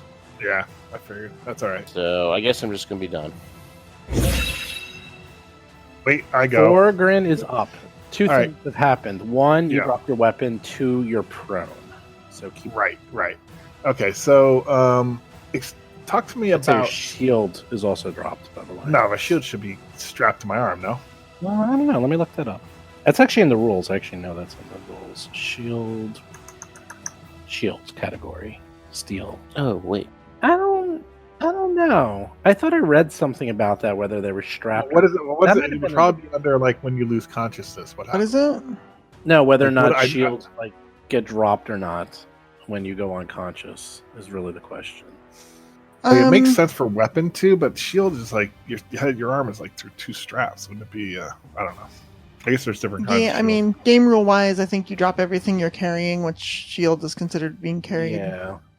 I think you drop everything. Right. I'm thinking the playtest rules. I think the playtest rules actually had something where it actually had the straps, but then I think it got too complex, and I think they just made it simple that you just drop everything. All right. The so heightened. How does that work? What does heightened mean? So like I have lay on hands, but I think it only No, heals- that's heightened is if the spell works at a higher level, which you can't do Yeah. right now. You can't do until you are another level higher. So you can't do any. Heightened is when you're level 3. okay. Essentially, it's there so that way when you have access to second level spells, which is level 3, then if you want to prepare that, like if you know that as a second level spell instead of a first level spell, you can get the heightened potency of it. So For cantrips. champion, it's a little different, right? Because it's focus like spell. It's lay on hands. Same thing. So, It works the same way. So the way lay on hands works, you get 6 hit points at level 1 and level 2. When you're level 3 and 4, you heal 12 hit points, and so forth and so forth. It goes an additional 6 hit points every 2 levels. Focus spells and cantrips will both automatically heighten. right. All right. So I am going to. How much healing does the potion do? 1d8. It's an action Alright. to pull it out and an action to drink it. You're laying down and you're flat-footed, so this thing can rip you to pieces again. So I'm just saying, you're kind of Yeah. vulnerable. Right. All right. So I am going to, but like things don't provoke, right? So I can lay on hands for 6 hit points. Boop. Okay, you can lay on hands on yourself. You heal yourself for 6. That's one action. All right. I Or can. 2 actions. Jason, is lay on hands 1 or 2? It's a single action. Okay. All right. So I can stand from prone, right? It's his action. Yes. It's action 2. I have no weapon or shield, so I'm going to back away. I move there for now. Come on, you great lizard! Crocodile. Mama Millicent keeps banging her longsword on the wall next to her. Come on, you big lizard! Really? Well, in that case, I hate to Yeah. disappoint Mama. I mean, I hit it last. Moves up 1 to you. Since it does not have reach, you're correct. And it Aha. tries to bite you with its ferocious jaws and wants to do a death roll on you. Nat 1. No. Okay, wait. Hold, please. That triggers my reaction. Okay. Hits for 24 for 8 points of damage. What do you wish to do? So I have Glimpse of Redemption. An enemy damages your outline. Both are within 15 feet. So my pea-brained foe hesitates under the weight of its sins, and visions of redemption play in its mind. The foe must choose the following options. The ally is unharmed by the triggering damage. That's one option. Or the ally gains resistance to all damage equal to triggering damage 2 plus your level, so that's 3. And then it'll be enfeebled 2 until the end of its next turn. So you get to choose that. It will take enfeebled 2. Right. I figure they're always going to take that. But it does reduce her damage by 3. Well, does it Awesome. trigger?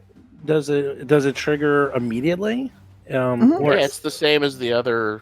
Oh, okay. It's just a neutral. I mean, It's the champion It's reaction. the champion. ability. It's the redeemer instead of the paladin. So yeah, so that is 3, and it's enfeebled 2, which is a -2 to everything. I believe it's a -2 to for its strength-based stuff. To hit and Correct. right damage, for yeah. strength. You made damage. it feel shame for its actions. Good job. It's still going to death roll her because it's grabbed. Oh, it automatically grabs? It automatically grabs. It's automatic. When it hits you with its jaws, if the last action was a success with a strike that was grab, the automatically grabs its target till the end of the monster's next turn. Oof. And the death roll is how A many? Just special- one action. One action. It's a special thing for crocodiles. that if you have the creature grabbed, it tucks its legs and rolls, rapidly twisting the victim. It does a Yeesh. strike with its jaws with a bonus to its attack. Ooh. Well, that is pretty realistic, so I like it. Oh, that doesn't And sound good. Hits you with its death attack. Now it does 2 less damage because it has an enfeebled 2. It does, yep. So Wow, it it's only 5 hits damage. for Oh, man. 14 points of Crikey. energy. It rolled max. It rolled 16. Jeez. And so wait, that means you're at 0, which means you are dead. So You still go down, yeah. Yeah, Millicent Dying. is dying 1, and you will also go before the crocodile. Nix Knox. Your friends Oh, boy. are dropping left and right. Yeah, so I have all kinds of options here. All right, so I could no. Well, I have one question. So I need some rule clarification. So debuff stacking, because one of my options is I could put a pox upon it and give it an additional -1 to everything, -2 to everything, if it fails to save. But will that stack with the -2? Yeah, it totally should. It depends what it is. If the higher number, it It's doesn't sickened. stack anymore. Sickened is different. So if sickened will stack with enfeebled, it's a different Okay, good. affliction. All right. So that'll give it a -4 to everything, which might increase our survivability long term. But I'm exposing myself to an attack, making myself one of the old targets it can reach. I don't. If I get that death roll, that's it for me. There's a lot of minuses there. Yeah, it's really good. This is good. I like it. It's very. Another option is immediately spend a heal and heal the human warrior to try to get him back on the feet immediately. Another option is do the same stabilize maneuver and get my ass out of there. Another option is Delay your ri- action.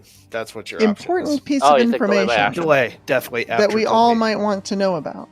Yes. Save an action. Guys, hold up. The grab ability is still an action. Oh, so if it doesn't have any actions left, it can't do it. It can't death roll. No, it's a free action to grab. It's not free. It is an action. So it has the option to grab.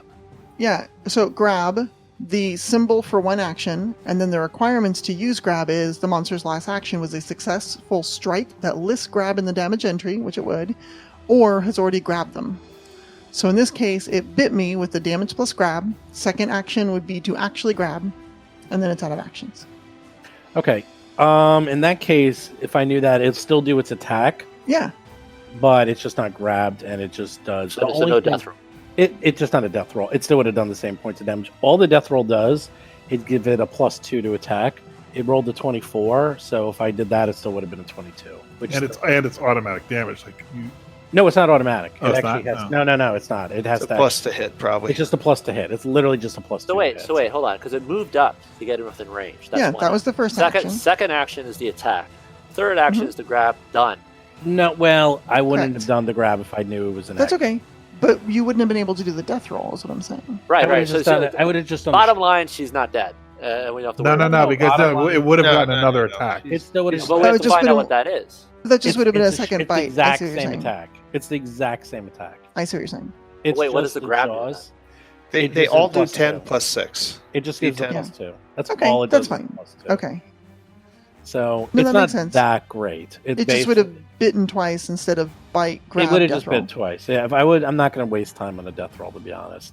And the same thing would have happened to Chris because he critted. So Yeah. it doesn't matter. Okay, I was just all right. No. If Good point. Yeah, I put it this way. I would have still done. It still would have done the attacks endless. I thought it was a free. I see what you're saying. It's just written weirdly.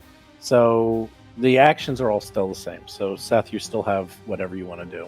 She's still. Yeah, down. I just want to get this clear in my head because now I'm confused. I just want to get it clear in my head. Yeah, it would have been clear if it was like such and such damage, and plus grab, and then have the one action symbol to remind you like that also takes an action. Oh, and so we're retconning that Yeah, instead. Because I attack thought it for was third free. action.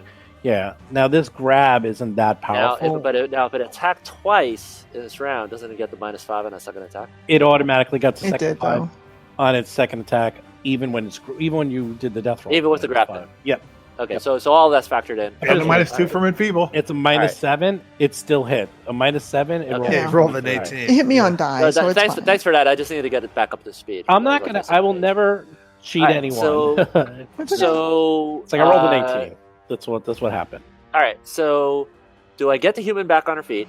Do I try to debuff the alligator? Or the other option is 3 actions, a heal, and it spams everybody. So it spreads some healing around. I don't think that's necessarily a great Including the action. 'Cause crocodile. Because that'll You get should crocodile. delay your It action will hit the crocodile. Okay, so why am I delaying my action? because I have the healing kit. If you need to heal Millicent, I can give that to you. Basically, it saves me a action, or you an action To do of what? taking that kit. If you're using that kit, Because I didn't think you didn't. I didn't think you took. I took it off kit. of your bandolier. I have it. It's No, in like- his hand. Yeah. Like the kit in my bandolier is like spread across my bandolier. It's like No, it's not. Well, that's the description in a bandolier. It's like you can take a kit and spread it across your bandolier to gain some extra bonus effects on how you pull Right. it out. No, so actually, it's like you needed the bandage and you took the bandage out of it. No, from that's within. not how it it's- works. I've it's not actually a had this. bandage, It's tools. Yeah, this actually I've had confirmed by Paizo themselves personally of how this works. It is Uh-huh. a kit. The bandolier is designed so that you can use it for only kits. He pulls the kit out. It is not distributed. He is now holding the kit in his hand as a single action, as opposed to going into your pack where it would be 2 actions. It is designed Alright. specifically for this purpose. Okay. And it's not a kit, it's tools specifically, so it's not a consumable All right. that is applied. So okay, so then Mr. Peeper's situation is one sword on the ground, my kit in his hand, and he needs to sort that out, and he wants to sort all that out before I go. Is that what you're saying? Yes, I can heal her because I have the kit in my hand. Well, how are you Boom. healing her? You can only do that once per day. No, Per I can heal her PC. once per Per character. Per PC. So Oh, I per can now- PC. yeah, Oh, so so I you're can, going to battle medicine, battle and then- medicine. and then Th- we'll worry about it. And you're gonna Right. pew pew. All right. Yeah, Okay, I delay. there we go. Mr. Peepers. All right, battle medicine. You don't have any more halfling luck anymore. I ran out of luck. All bad roll luck. your thing. Roll your medicine check to help Hero out point, Millicent. Oh, I missed by You 2. could do a hero point. No, I'm not You going to can. do a hero point. That's Okay. All right. Well, you got 2 actions left. Now what? Oh hell, I'll use a hero point. Why not? Let's roll again. Holy I- crap! I need- Wow. Yeah. Chaotic. There you 20. go. And Good the job. same result, 15. Okay, now roll 2d8. Whoa. Okay, that's half the health, but still, it's something. Average. Okay, you heal her for 6. She only has wounded 1, and she is back and conscious. Good job. You have one more. I have 2 more actions actually. No. Oh, yeah, sorry, 2 more actions. You have 2 more actions. Yeah. So I'm going to just attack with the sword. All right. Do you get any kind of bonus from flanking, by the way? Oh, you No one's gotta be flanking. kidding me. No, I'm just. But is Yes. that the thing? Yeah. Yep. there Yeah, is. he does. Yeah. And Nella for my is last action, Well, you attacked I again. will. That was your second. No, I That was didn't. your- I can You only- may have accidentally clicked twice because Yeah, I'm two trying to attacks. escape out of this thing. This is working differently. I was going to hand the kit to. All right, fine. You hand the kid over to Nick Knox. Nella's up. All right, so now I'm up. Yep. Oh, Or- if you want to go now, yeah. you Yeah, can go yeah. now. Nix Knox goes. Yeah, I would All like right. to go now. You go now. Allow me to. The kid is in your hand. Right, it is in John's hand. It is in. No, he No, gave it your to you. hand. I put it in your. Used you an ga- action to give I'm it to sorry, him. you gave it Yeah, I back- you gave used it an back. action to put it. Now you have 3 actions. You can. Battle medicine is only 1 action now for you. All right, yeah, but I don't have battle medicine. I have normal medicine. What I have is spells. So I think I'm going to withdraw. I'm going to get out of here and do a little healing. Let me move. All right, so I move down there, and I take for my next 2 actions. I do a ranged heal on Millicent, who's still somewhat wounded human. Is that like a channel thing? No, it's the way It's this a heal level spell 1 works. spell. It's 1 action. It's garbage. It's like it's 1d8 and you have to touch it. 2 actions. it's 1d8 plus 8 at range. 3 Oh, wow. actions, it's 1d8 everybody in 30 feet. And undead take Nice. damage. Nice. So how do I do spells on your crazy contraption? I already did it. I cast you the did it? Okay, spell, and now you heal 8 plus another 1d8. So roll a 1d8. A 3, so 3 more. So you heal her for 11 total. She is almost back. She's at 17 hit points. Good job. Woohoo! Nella is up. All right. Well, I'm going to attack with produce flame yet again.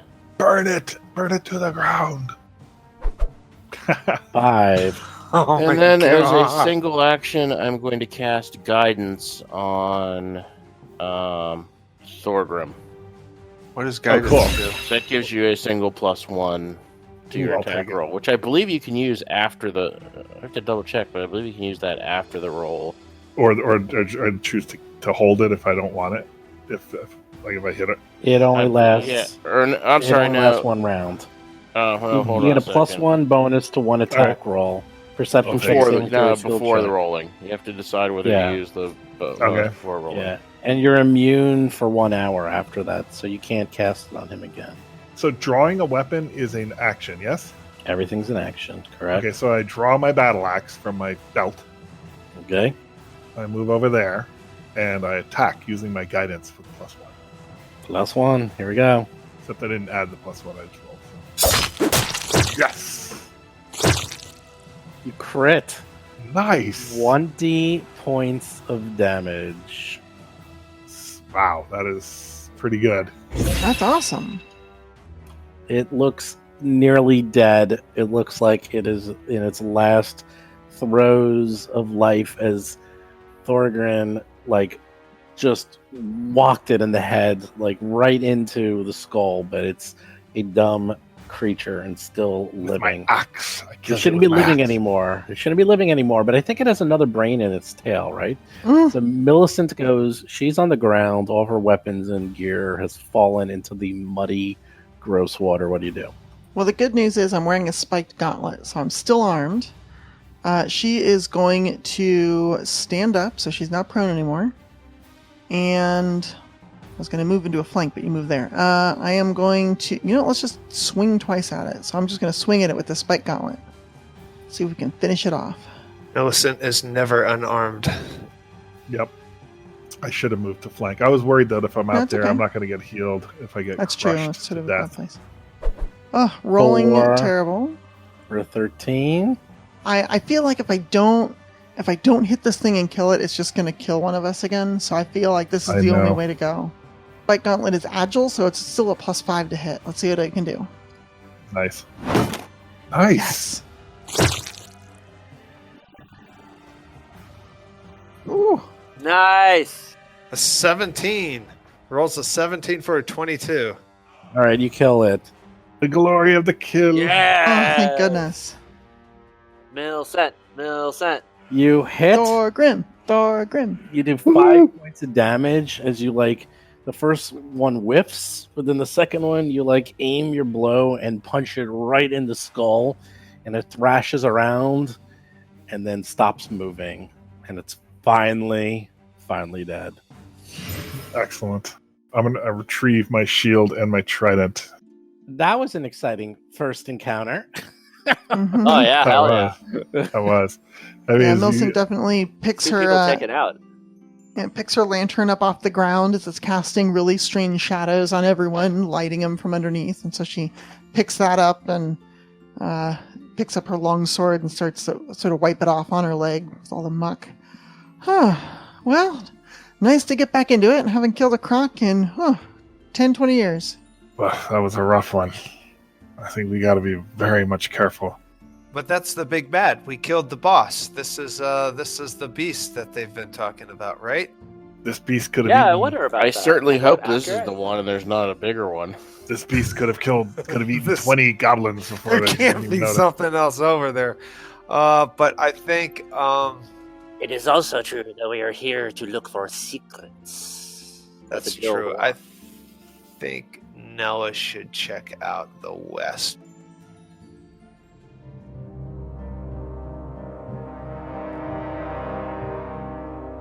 You've been listening to Roll for Combat, Tales from the Black Lodge. If you have a question or comment for the show, please visit us at rollforcombat.com. You can also find us and play various games on our Discord channel at discord.rollforcombat.com.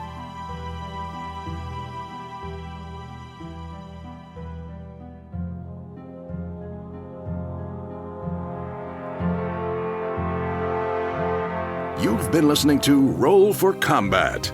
Until next week, always remember that the producers of Roll for Combat are not responsible for any listeners who begin attending satanic cult meetings after being exposed to role-playing.